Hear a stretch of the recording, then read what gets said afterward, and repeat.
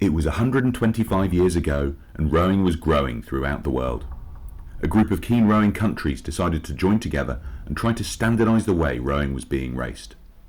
5 nations met in Italy in 1892 and formed the International Rowing Federation, FISA. It was the first sporting body of its type.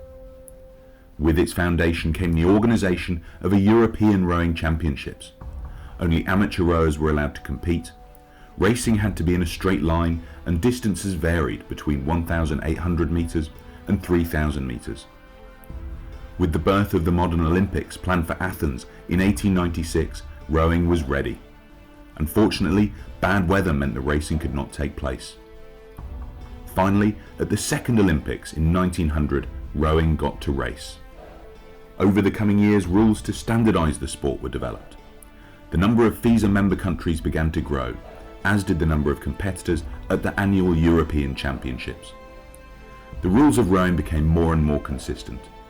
2,000-metre straight courses became commonplace. And finally, in 1954, the European Women's Championships were created. The women raced for 1,000 metres. 20,000 people watched. In 1958, 34-year-old international rower Thomas Keller became FISA president. He remained there for 31 years. Keller wanted the rowers to be at the centre of decisions made. His guiding principle was to always listen to the rowers. In Montreal, women raced for the first time in the Olympic Games. They raced over 1,000 metres, which later was changed to 2,000 metres. In 1985, FISA had 63 member federations and launched the development programme. Rowing started to be developed around the world.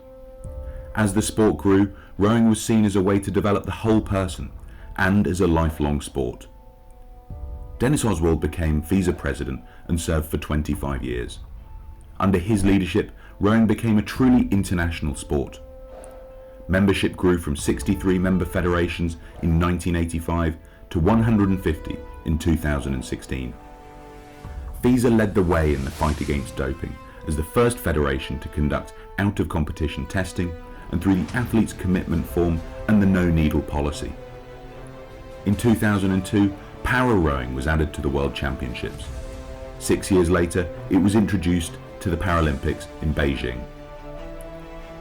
In 2014, Jean-Christophe Roland, Olympic champion in the men's pair, became president of FISA.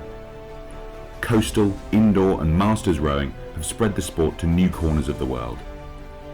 FISA proudly celebrates 125 years of international rowing.